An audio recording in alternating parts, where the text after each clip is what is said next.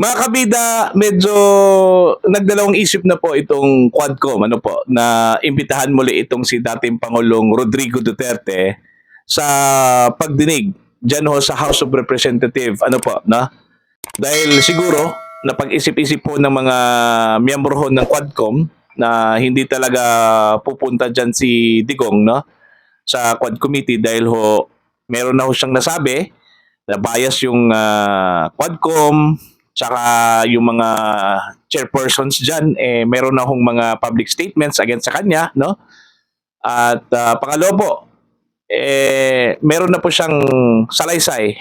May mga sinabi na po siya doon sa Senate at pwede hong i-request ho ng House of Representative yon na humingi ho ng kopya at transcript para doon sila magbabase doon sa kanilang findings, ano po, no?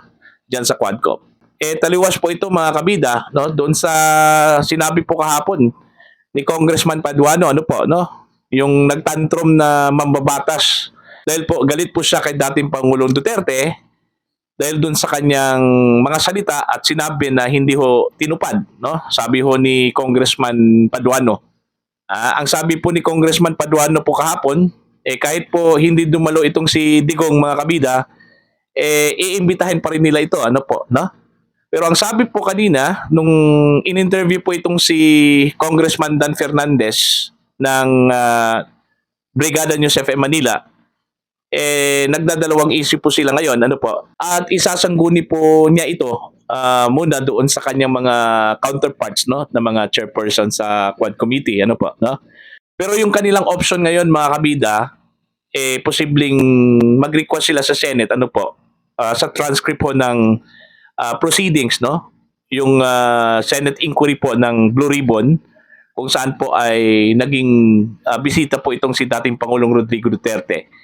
Sabi po ni Congressman Fernandez na sapat na daw yun doon sa kanilang magiging findings po, no, sa investigasyon ho ng Quadcom patungkol doon sa war on drugs mga kabida, no po, no. Pero yun nga bakit ho kahapon parang hambog po itong si Congressman Paduano, ano po, no? Nag-ala Duterte yun kahapon.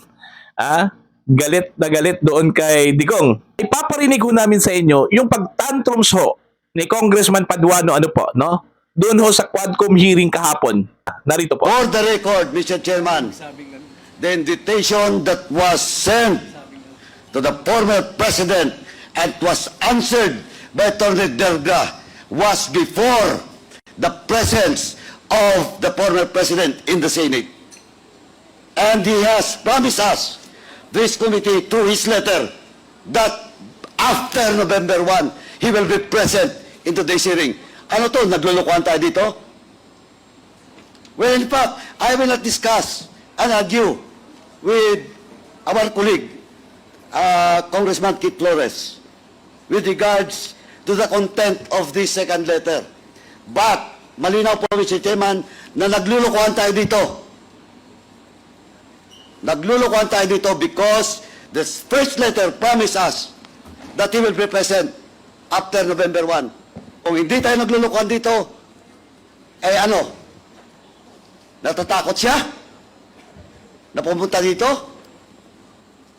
So, Mr. Chairman, that's why my first motion was to issue a show cause order for Attorney Delga to answer both letters.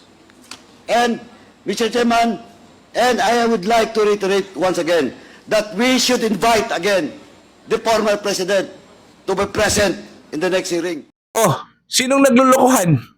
Kayo o si dating Pangulong Duterte, ano po? May naglulukuhan daw dyan sa Ang sabi ho ni Congressman Paduano, ano po mga kabida, meron ho daw naglulukuhan. Tanungin ho ninyo yung mga sarili ho ninyo. Sino ho yung naglulukuhan dyan? Kayo ba o si dating Pangulong Duterte? Sa palagay ko, parang kayo yung naglulukuhan dyan Iniimbita ho ninyo yung resource person ho ninyo, si dating Pangulong Duterte. Pagkatapos, meron ho kayong mga sinabi ho dun sa publiko, ano po, no? Meron na ho kayong prejudgment dun sa tao, ano po, no? Diba? O sino yung naglulukuhan? Di ba kayo? Hindi si dating Pangulong Duterte. Kaya tigilan mo na yan, Congressman Paduano, ano po.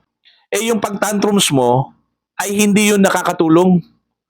Sa halip po, mas lalong hindi dadalo dyan si dating Pangulong Duterte. So itigil nyo na lang yan, yung investigasyon na yan dyan ho sa Quadcom, ano po, no? Kasi nagsayang lang ho kayo ng oras. Sa halip ho, kung meron ho kayong ebidensya dyan, may kaso ho kayo, isampan nyo na sa korte yon. Huwag na ho ninyong antayin pa yung pagdating ho ng dating Pangulo kasi hindi yan pupunta dyan sa inyo. Okay? At saka, sinabi naman po ni Congressman Fernandez na meron ho kayong option. Ano po, no? Kung hindi ho ninyo mapipilit po itong si dating Pangulong Duterte na pumunta dyan sa inyo, mag-request na lang ho kayo dun sa Senate. Yung transcript ho ng Senate, ng Blue Ribbon Committee po, doon ho sa kanilang investigasyon sa war on drugs kung saan po ay nagsalita po itong si dating Pangulong Duterte. Yun na po. Huwag na ho ninyong pilitin yung matanda. Di ba? Alam naman po ninyo, yung mga sagot ho na gusto nyong makuha sa kanya, nasagot na po doon sa Senate. Di ba? Sabi ho ni Congressman Fernandez, mga kabida, meron ho daw silang 20,000 questions. Aba, ganun karami yun? Parang hindi na po matatapos yung pagdinig ho ng Quadcom. Kung ganun, ano po, no? 20,000? Ha? Ano yung mga tanong na yan? Ay, nako, natatawa po ako sa inyo. Ano? Diba? So, yun po, no? Sana magsilbing aral po ito sa inyo. Next time po, kung mayroon ho kayong investigasyon, wag ho kayong magsalita. Busalan ho ninyo yung mga bibig ho ninyo. Para ho, yung tao na iniimbitahan ho ninyo ay hindi umayaw. Kasi kung ganun yung galawan ho ninyo, wala talagang pupunta dyan na resource person. Ang problema kasi dyan sa inyo, pag hindi ho dadalo dyan, iko-contempt ho ninyo. No? Diba? Iko-contempt ho ninyo. Bakit ho, hindi nyo kaya itong si Digong na i-contempt? Try nyo, i-contempt ho ninyo. Tingnan ho natin kung kaya ho ninyo. Ano po, no? I-contempt ho ninyo itong si Digong. At saka itong si Vice President Sara din. I-contempt ho ninyo. Tingnan ho natin kung sino yung mailagay dun sa history book na the only Congress na nag-contempt ng isang presidente ho ng Pilipinas o di kaya ng isang Vice President ho ng Pilipinas. Diba? Try ho ninyo. May authority kayo dyan kasi binigyan ho kayo ng authority no? I-try ho ninyong i-contempt yon si Digong. Ahamunin ko kayo. Diyan ho sa Quadcom, mga kabida. Okay?